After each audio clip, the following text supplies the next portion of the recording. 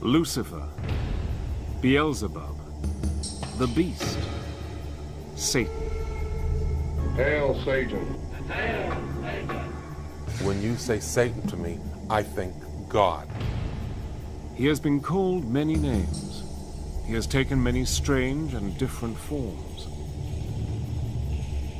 The idea of God's evil enemy has been around for thousands of years. And it's still as powerful as ever. Evil is real, and it must be opposed. But where did Satan's story begin? Where did he come from? And how did he become the Prince of Darkness?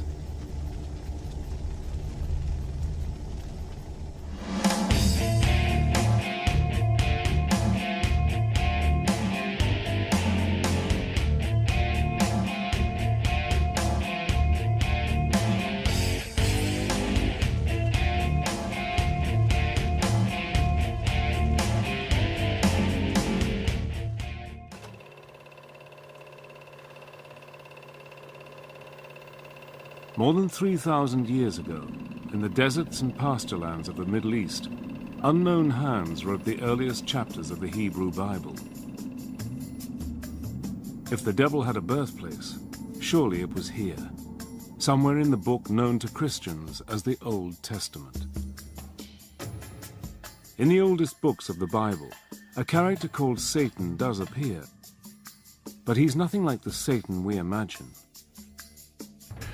When we read the Old Testament, we find that from time to time there is this strange dark figure who pops up called the Satan. The word the Satan is actually a title. The word means the accuser. And to begin with, it seems that the Satan is one of the angels or attendants in the heavenly court. One of God's servants who, in a sense, had to do some of the dirty work. This Satan has no power of his own. He does only what God tells him. Nor is he a horrible creature with horns and a tail. There's no kind of prince of darkness, somebody who's standing opposite to God. Throughout most of the text, there's no concept at all of an evil force. One of Satan's earliest appearances is as an angel in the book of Job. In one of the best-known stories in the Bible, Satan argues that Job, one of God's most loyal servants, is only pious because he has a good life. God agrees that Satan can test Job by inflicting on him all kinds of diseases and calamities. In the end, in spite of dreadful sufferings, Job continues to worship God, and Satan loses the argument. The Satan who makes Job's life a misery isn't a demon or even a bad angel. And he doesn't live in hell. There wasn't any kind of concept of a hell like we have, you know, a place of fiery torment and torture. In fact, to the ancient Israelites, what happened when you died was really very little. You went to a place called Sheol, and this was just a sort of dark, shadowy place, a sort of underworld, where everybody who died went, irrespective of whether you were good or bad. So where is the Satan we know? Where's the fiend who's eternally at war with the forces of good? The monster who rules over the flames of hell and punishes sinners? Where is the fallen angel with his legions of demon helpers, tempting humans to do evil things so that he can win their souls? If the traditional devil doesn't come from the Jewish Old Testament, where does he come from? Since human history began, people all over the world have believed in demons and evil spirits. A few share some traits with our devil, like horns or a beard, but none are as powerful as Satan. So where did people first get the idea of an ultimate evil being? 3,500 years ago, In ancient Persia, where Syria, Iraq and Iran are now, there were many gods, good and evil, until one man, a religious teacher called Zoroaster, reduced the whole complicated cast of characters to two. Zoroaster is a revolutionary, primarily because he, in one sense, personifies these ethical categories into a good god, Ahura Mazda, and a bad god, Ahriman. And this is an extremely potent idea, and one which forms the basis for later conceptions of dualistic thought. In other words, the separation between good and evil. The good god is the all-knowing Ahura Mazda, the god of light and order. The evil god is Ahriman, god of chaos, darkness and lies. In Zoroaster's teachings, the universe is a battlefield between the gods of good and evil, and every person on earth must take sides. After death, good people are rewarded in heaven, while sinners are punished in a dark and gloomy hell. It is one of those ultimate, rather attractive kinds of dualism, that this life is a struggle between good and evil, therefore choose good, between light and darkness, therefore choose light. Under the powerful Persian emperor Darius the Great, the teachings of Zoroaster become the official religion of the Persian Empire, an empire which includes the lands of Israel. The new Persian ideas about good and evil soon find their way into the Jewish scriptures. So we get a clear demarcation of what we would call Jewish ideas, okay, and we can spot the Zoroastrian ideas in the Old Testament. They are there, notions of heaven and hell. Okay, the beginning of actually seeing the devil personified as the fierce opponent of God.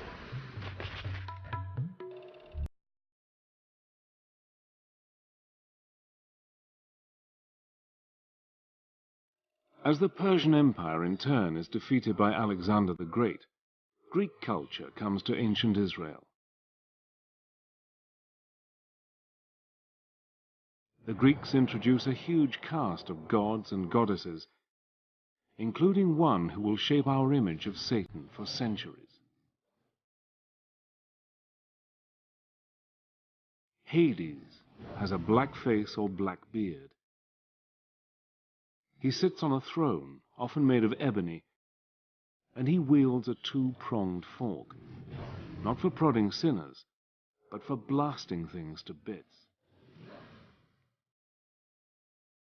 To the classical Greeks, the underworld was ruled by Hades, who was the god of the dead.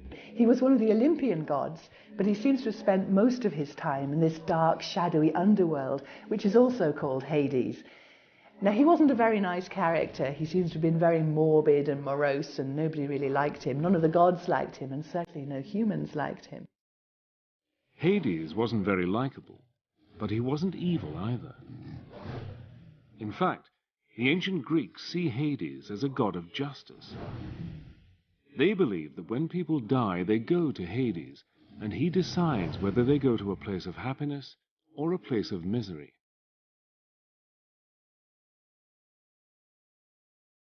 As ruler of the world underground, Hades is also the god of wealth and abundance. In a dim memory of Hades, people have believed for centuries that the devil can make you rich.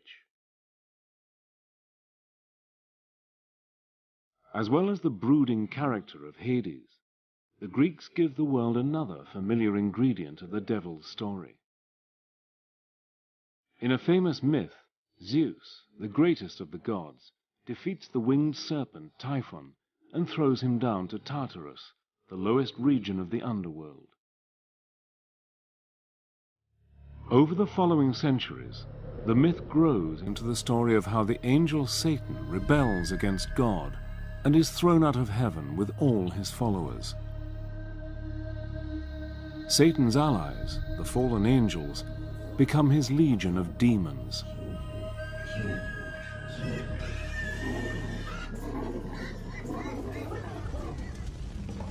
When we think of hell, we think of fire, lava, and sinners being horribly tortured. But where did this picture come from? The underworld of Hades doesn't have fire, but ancient Jerusalem does. When we read the Gospels, we come upon Jesus warning people that there is this dangerous fate that might await them, and it's called Gehenna, which was the old smouldering rubbish heap in ancient Jerusalem. And because of the stink of the place and because there was so much in the way of rubbish, periodically it was set fire to, and the fires there would burn for several days, if not weeks. Gehenna was the place where the Jerusalem authorities burned the bodies of executed criminals.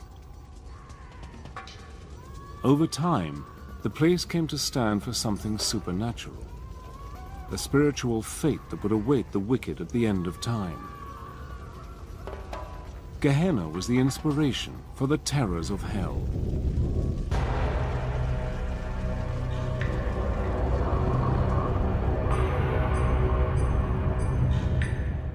By the time the Christian Gospels are written, towards the end of the 1st century AD, Satan has grown into a powerful figure. By now, Jewish lands are ruled by the mighty Roman Empire. It was a time when the Romans were hated bitterly. To many Jews and Christians persecuted by Rome, Satan is the evil force behind Caesar's throne. In the New Testament book of Revelation, the writer gives Satan one of his most mysterious names, the Beast, 666. The Beast could refer to the Roman Emperor himself. The author of Revelation says that the beast has a human number and it's 666. Now this has traditionally been seen as a reference to the Emperor Nero, and that's because if you take Nero Caesar in Aramaic and count up the numerical values of those letters, it comes to 666.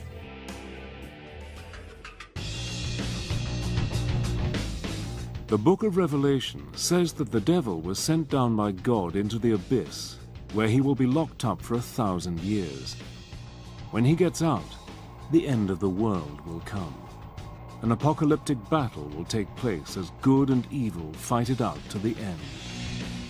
Satan will be let loose and will put up a final attempt to rule the world. This is kind of the dragon of chaos back again. This is evil opposed to God. So it's drawing on very, very ancient cosmological speculation, not so much from Judaism itself, but from the surrounding areas, particularly the Persians. So what does the devil look like at the dawn of the Christian era? Often he's got black skin and hair like Hades, ruler of the underworld. His wings echo the story that he was once an angel, although they look more like the wings of a dragon. For thousands of years, the dragon was the symbol of an evil force.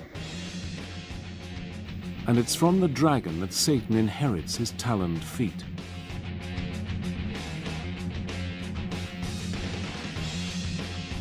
When Satan isn't being a dragon, he's a snake. The serpent, said to have tempted Eve in the Garden of Eden, has long been believed to represent the devil, although the scriptures don't actually say so. In fact, Christian leaders disagree, sometimes violently, about what the devil is like. But one thing they do agree on: he is busy working with and through their enemies. 4 centuries after Christ, a Roman emperor, Constantine the Great, converts to Christianity. Within a generation, the once persecuted religion is the official creed of the mightiest empire on earth.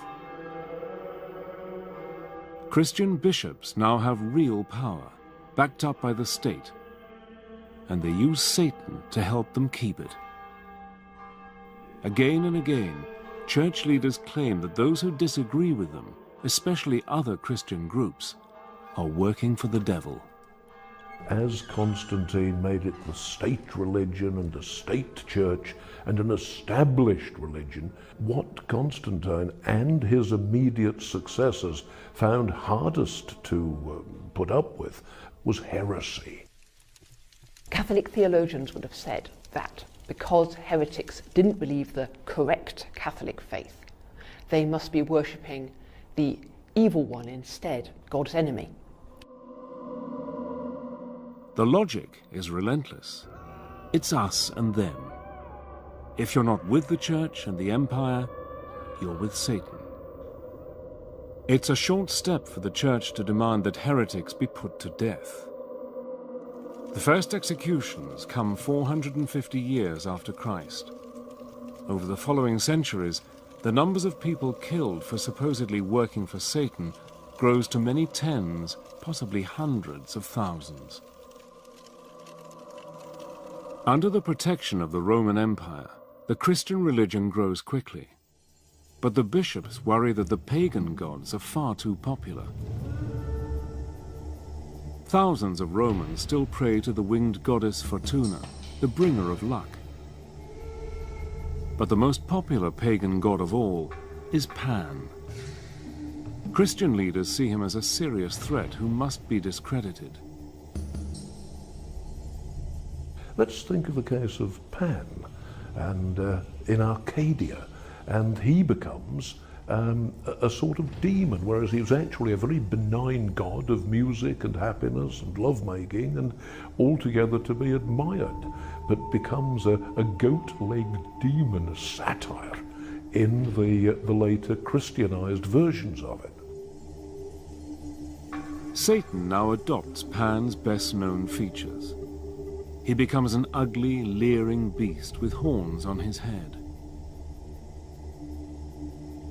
His body is hairy, and he has Pan's cloven hooves, although sometimes he keeps the taloned feet of the ancient dragon.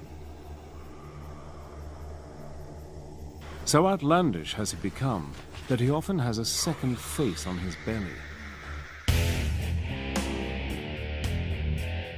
One of the greatest thinkers of the early Christian church is St. Augustine. Augustine is keen to show that the old nature gods are dangerous demons. According to Augustine, male demons called incubi appear to women at night and seduce them. Even more disturbing for Augustine, saintly men could be visited in their beds by female demons called succubi and forced to do sinful things against their will. When, during the long dark hours, their frustrated minds produced all sorts of sexual visions and erotic pictures, and they had to expel these from their minds. I thought, well, how on earth could this have come into my pious celibate mind?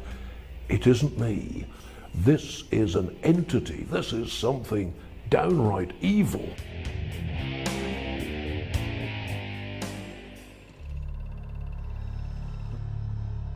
By the Middle Ages, after 1,000 years of Christian teaching, the Church has persuaded its followers that the devil and his demons are real, and that Satan is a powerful enemy. The problem is that some Christians take the idea a lot further than the bishops want. Some branches of Christianity did see the world itself as created not so much by Satan but by a lesser evil god, and so for them, of course, everything to do with the world, with matter, with human flesh was seen in negative terms. We do find the emergence of something called Gnosticism. Gnostic Christians carried with them this very clear notion of a good God and a bad God. There's the good God who created everything spiritual, and there's the evil God who created everything physical, which means that everything that you can see or touch or sense with any of the five senses is actually coming from the evil God. One group which is taking enthusiastically to the Gnostic idea of good and evil is the Cathars of southern France. To the Cathars, all material possessions are evil and belong to the devil. For a church now wealthy and powerful, this is an uncomfortable, even dangerous teaching.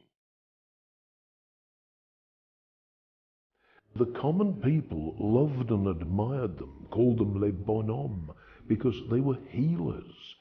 When the Cathars went around doing good, as they most certainly did, feeding the poor and healing the sick, so they were teaching people to avoid marriage, to avoid procreation, because all you will do if you have a family is to bring that new child into this decadent, evil, physical world where we should all be concentrating on spirituality. If you were a Catharist, then you were actually in league with Satan. To question the church was to question God. Pope Innocent III announced a crusade against the Cathars. He tried to convert them back to Catholicism. That hadn't worked. The only thing he could do now was kill them. The crusade against the Cathars, launched in 1209, turns into a brutal 45-year war. At least 100,000 people die, partly for saying that Satan is even more powerful than the Church says he is.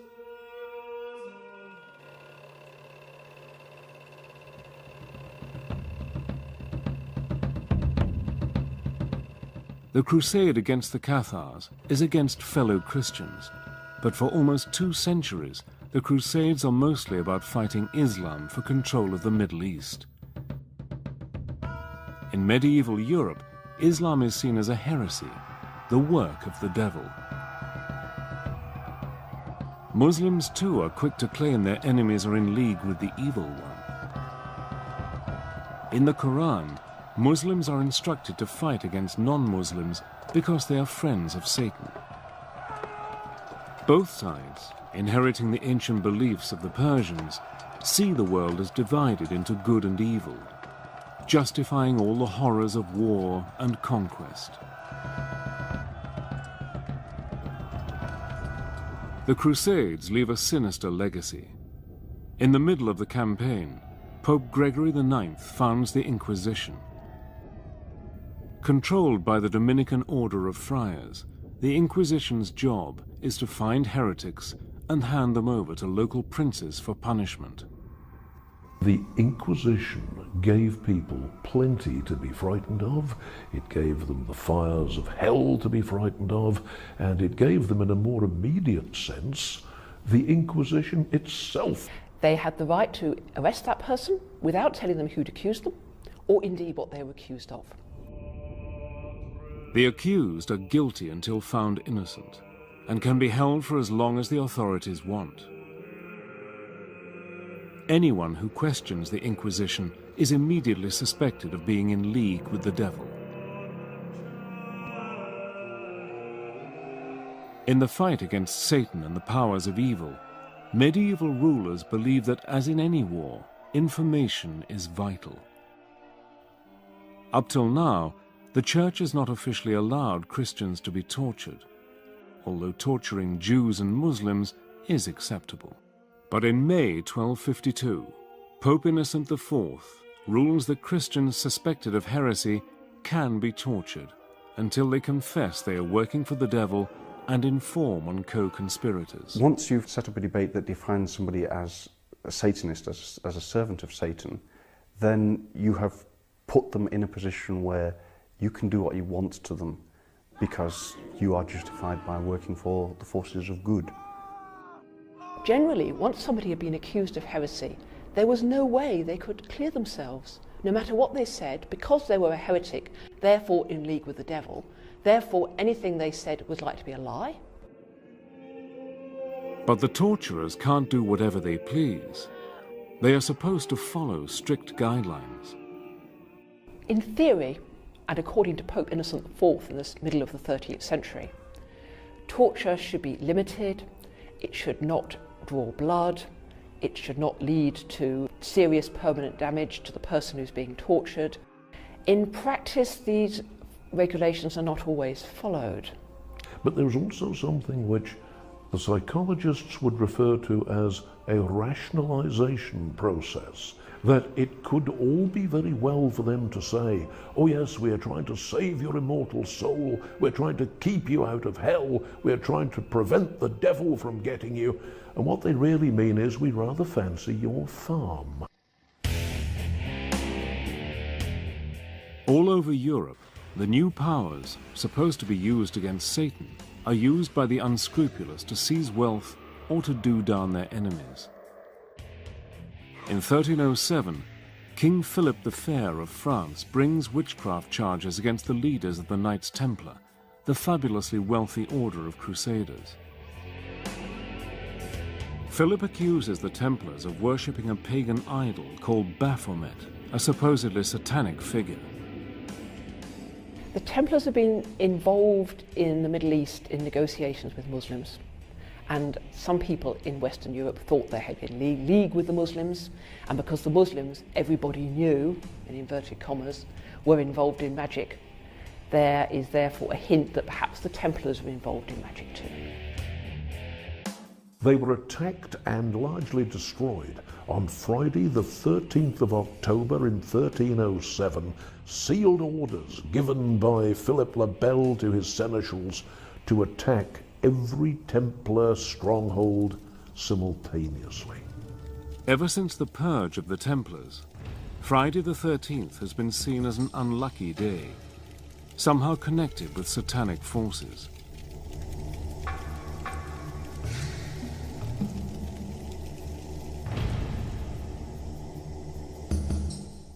In 1320, the war against Satan is wound up another notch. Pope John XXII orders the Inquisition to target any kind of witchcraft, sorcery, or necromancy.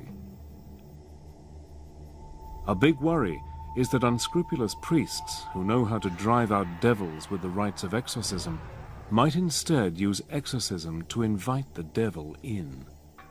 Formulas, Latin formulas and rituals which can be used to command the demon. Now, once you've got a Latin formula that has power to command a demon, I could use that to command a demon to do my washing up, you know? I could use that power to command a demon to get this woman I fancy into bed. The necromancers are interested in using the formulae of exorcism to command demons to do other things that they are interested in.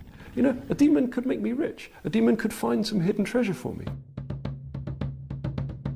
Fear that necromancers and witches are all around, conjuring up demons and making pacts with the devil, sweeps across Europe.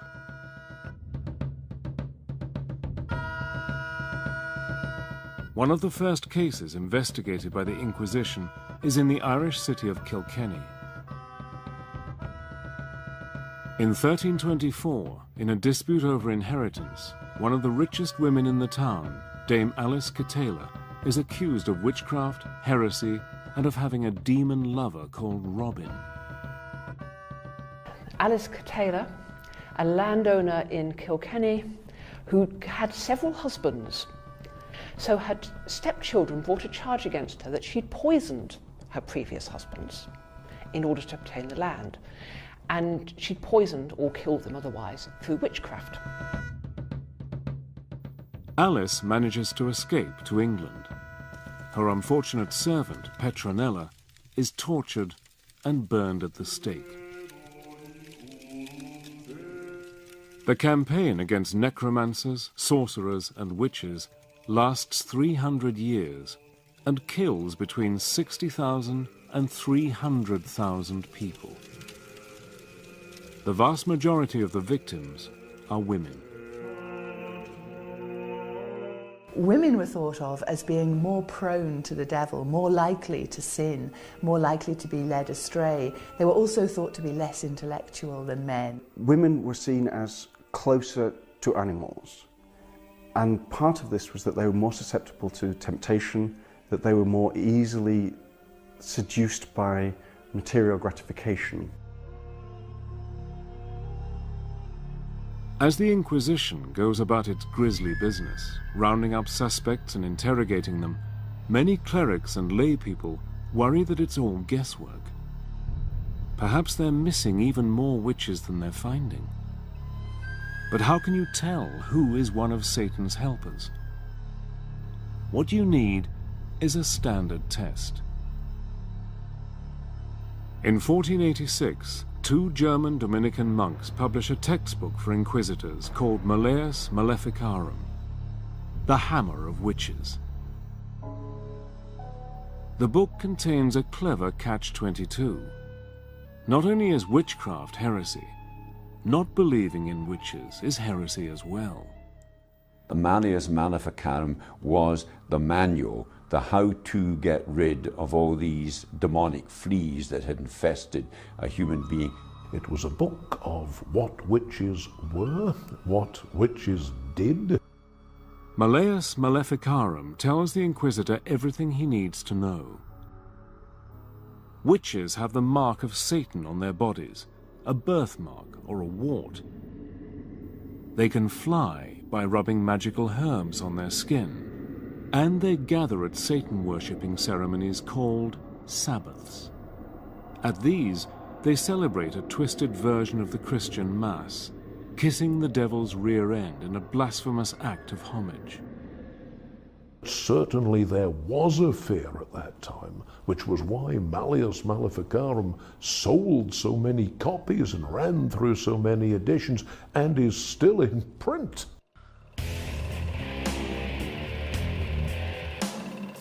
"30 years after Malleus Maleficarum was written, Martin Luther leads the Protestant Reformation, splitting the Christian Church in 2.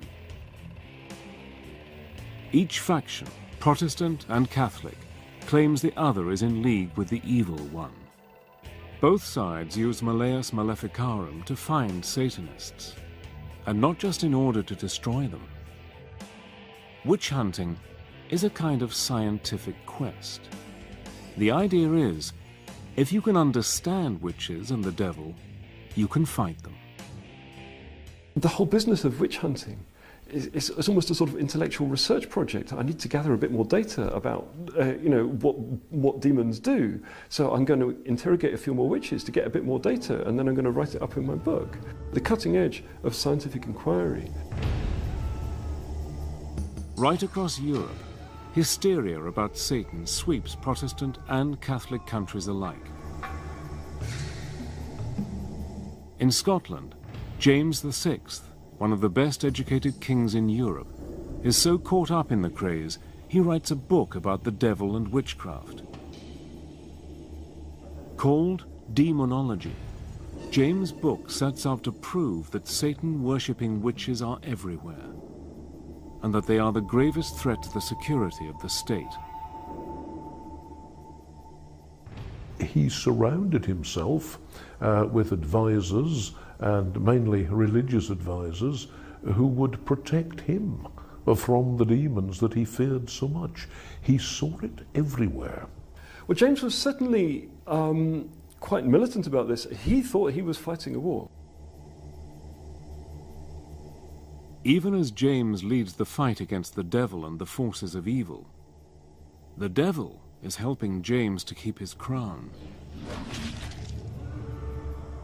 James can always point to the figure of Satan and say, if it weren't for me, look who would be ruling in my place. Although this is quite frightening, it's also in a way quite gratifying for James. One of the witches who was interrogated was asked, why is the devil attacking our king? And the witch who was confessing allegedly answered, this was what was recorded anyway in her confession, the devil is doing this because King James is the greatest enemy that the devil has in the world.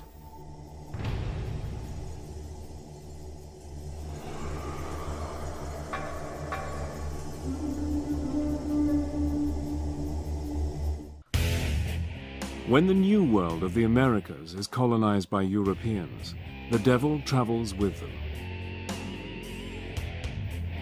The Puritan colonists who arrived from England in the late 1600s are strong believers in the power of Satan. They're convinced that everyone who isn't a Puritan is controlled by the devil, and that women are especially susceptible to Satan's powers. They had established what might be called Puritan communities, and were looking to build a great example for the rest of Christendom. If you were enjoying yourself, or if a group of you were singing or dancing or having a drink, then those who were opposed to that kind of fun were quite certain that Satan was filling the glasses for you. In 1688 in Boston, an Irish laundrywoman called Mary Glover is accused of bewitching the children of one of her customers. Proof of her pact with the devil includes several rag dolls found in her house. Mary Glover was Irish and a servant. Her first language was Gaelic, and one of the tests to prove that you weren't a witch was to speak the Lord's Prayer. The linguistic difficulties meant that she couldn't speak the Lord's Prayer without, as they saw it, blaspheming. She was hanged as a witch in 1688.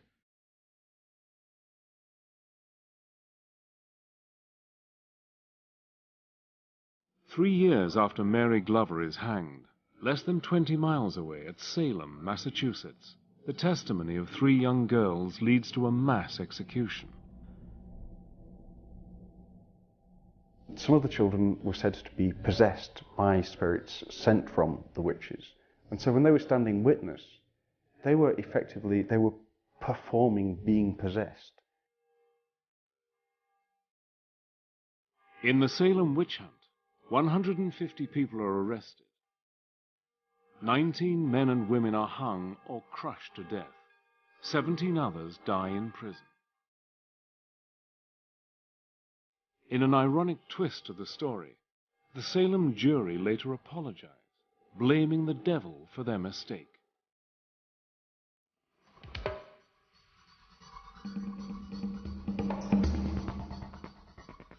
By the 1700s, the witch craze in America and Europe is almost over. A new, more scientific view of the world is gaining ground. Modernism, as the project that we get from the 18th century Enlightenment, actually banished religion, superstition, and all of that, and just said that that belongs to the Dark Ages. We're now in the modern world. We believe in facts, we believe in science, and if you want to be religious, that's a private option which you can go and practice somewhere else. Although the witch hunts have ended, and the educated classes of Europe and America even start to question whether the devil exists, in the folk tales of ordinary people, Satan lives on. But he's very different from the formidable and terrifying devil of the witch-finders. One of my own favourites is that of Dunstan, who was a very powerful blacksmith. The devil arrives and asks to have his shoes replaced. And he simply gets hold of his nose with 2 red-hot tongs and throws him out. And that is a very, very different devil. That's a devil that you can put in his place. By now, the devil has shed some of his ugliness and crude habits. In fact, he's often a member of the decadent aristocracy.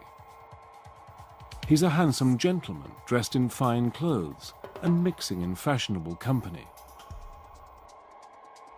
Like Hades, the Greek god of the underworld, and the Satan of the ancient Gnostic heresies, this Satan controls the material world of wealth, power, and sex.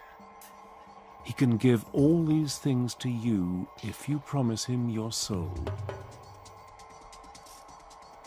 The most famous of all devil folk tales is the story of Faust.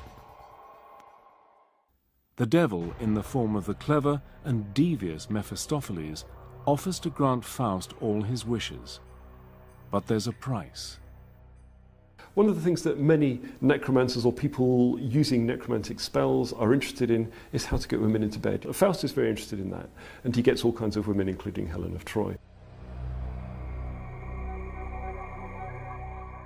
Faust's bargain with the devil ends in disaster for Faust. Mephistopheles calls in his debt, and Faust dies horribly. The devil takes him away to spend eternity in hell.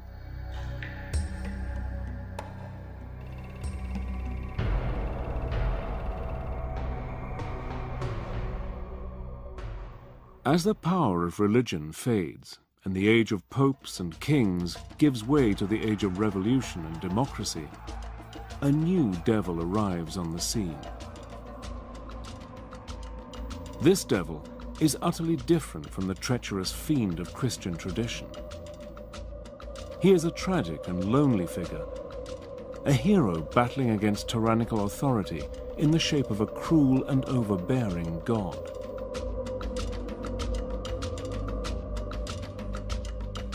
Satan is now a brave and handsome rebel. And so you get the kind of romantic view of Satan as not really a villain or an evil person at all, but the opposite of that. Satan is a good guy who's challenging the boss. In the age of Romanticism, we find the poets, particularly like Byron, creating a Byronic hero who is somehow dark and sinister and has a past. And so, far from being something to shun and something to fear, the devil is admired.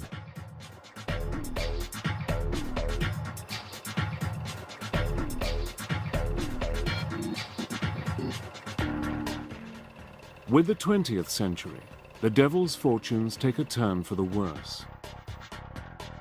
No longer feared or admired, he becomes a figure of fun.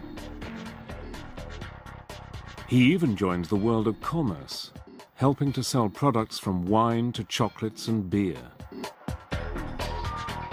In the age of marketing and the consumer society, Satan can bring the lure of the forbidden to a tired brand.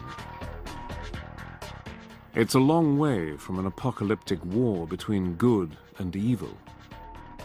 It has been a hallmark of the 20th century for the devil to be treated as a figure of fun. We find the devil is neither better nor worse than the people he's dealing with, and he's just a man among men. Satan seems to have been cut down to size. The Prince of Darkness has become a mischievous imp. But in a surprising twist, a different Satan, the glamorous rebel so admired by the revolutionaries of the 19th century, makes a startling comeback in the 1960s. There was a strong sense of rebellion against everything that anointed the Western political power structure. And it was Christian, it was capitalist, it was warmongering. And so the counterculture started exploring anything that was counter to that. In 1966, occult showman Anton LaVey founds the Church of Satan in San Francisco. Part religion, part money-making racket, the Church of Satan attracts lurid headlines, mostly encouraged by the publicity-seeking LaVey himself. We believe in greed, we believe in selfishness, we believe in all of the lustful thoughts that motivate man, because this is man's natural feeling. He called himself Anton Sander LaVey of Romanian descent, but the truth of the matter is he was Howard Stanton Levy, who was born in Cook County, Illinois in 1930.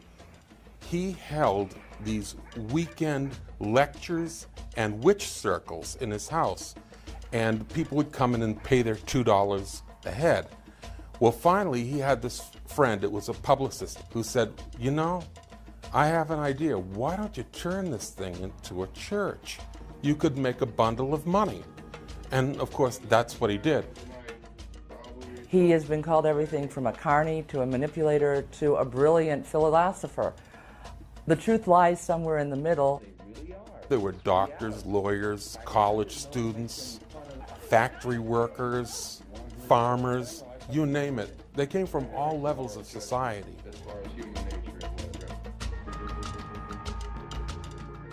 In spite of the invented rituals, mostly staged for the cameras, neither LaVey nor his followers believe in a real devil. What LaVey admires is Satan the rebel, the nonconformist, provoking the establishment. Predictably, America is fascinated and outraged.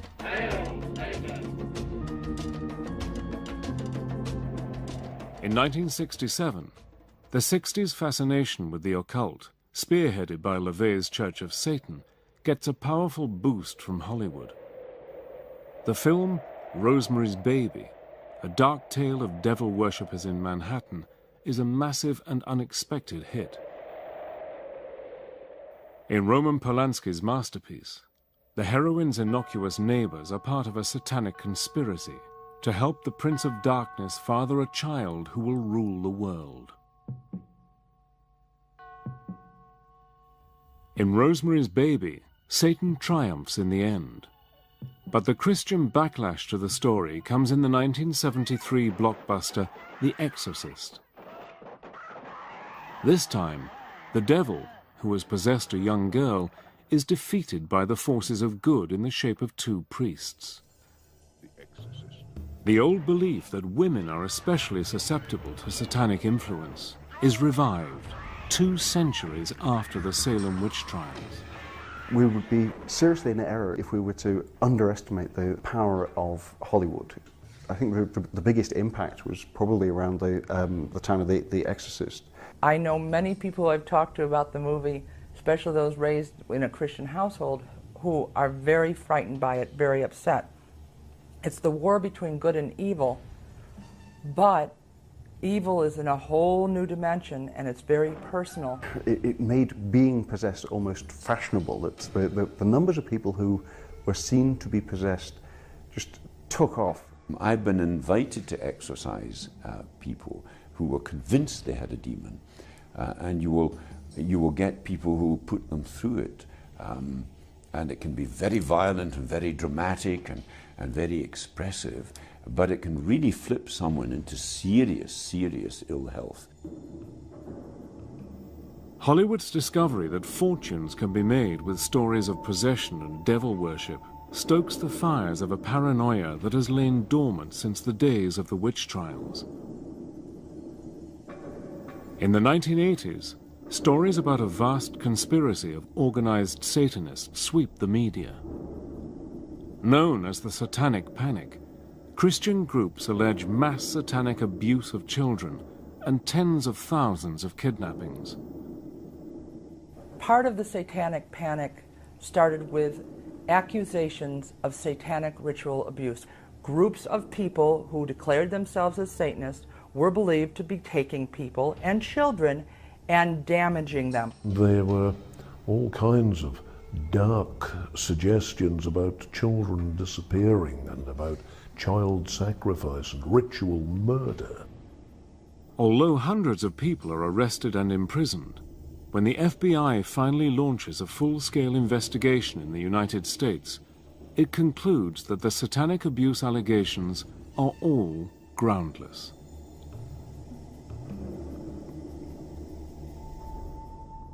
One of the horrifying things about human nature is that it lends itself to hysteria. You get it in all periods of history. I think you get it much more virulently nowadays because one of the most potent instruments for spreading hysteria is the modern telecommunications industry.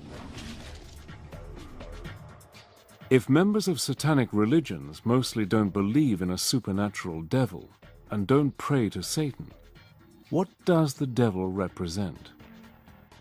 Some Satanists claim the devil stands for a spirit of change. A lot of people are frightened by the term Satanism. A lot of people automatically think that Satanists are bad people. They should be no more scared of a Satanist than they should be scared of anyone else they meet. You know, what Satanism means to me is opposition and balance. Alternative thought, playing the devil's advocate. There is no good and evil. I mean, to a mouse, a cat is this horrible evil thing with fangs, but to the pet owner, the cat is heavenly. We create our own reality. That's the whole idea behind Satanism. In the United States, surveys show that almost half of Americans believe the devil is real. Even non-religious people instinctively divide the world into good and evil, the opposing principles taught by Zoroaster to the ancient Persians. If anything, recent events have made that belief even stronger. In September 2001, the massive terrorist attacks on the United States which destroyed the World Trade Center shocked America to its core. To many, it seemed as if sinister forces had gone on the offensive. It was easy to believe that this was a showdown between the forces of good and evil. To the US government and a large section of American opinion, the attacks were about much more than politics.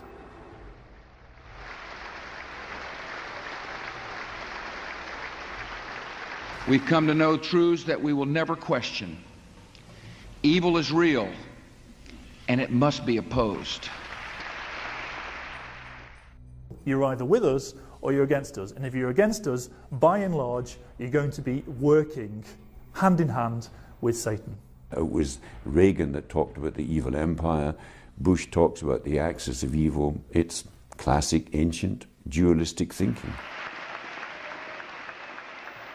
In the wake of the 9/11 attacks, President Bush gave the job of catching Osama bin Laden, the man responsible for the atrocity, to Lieutenant General William G. Boykin. But according to Boykin, America's real foe isn't bin Laden. In the general's words, the enemy of the US is a guy called Satan. Since 2001, the draconian measures taken by the US and other governments in the war on terror are uncannily like those of the war on Satan of 400 years ago. Imprisonment without trial, secret hearings, anonymous tip-offs, and torture. We are seeing a similar willingness to justify mistreatment, to justify the removal of rights, the justifiable use of torture against the perceived enemy in the war against terrorism. If you're fighting a war against evil, what begins to happen, I think, is that you end up by turning into the evil that you're fighting. Controversially, President Bush called the invasion of Iraq a crusade. The similarities with the historic crusades against heretics are striking. They include a belief on the battlefield that the enemy are not just military opponents, but agents of pure evil.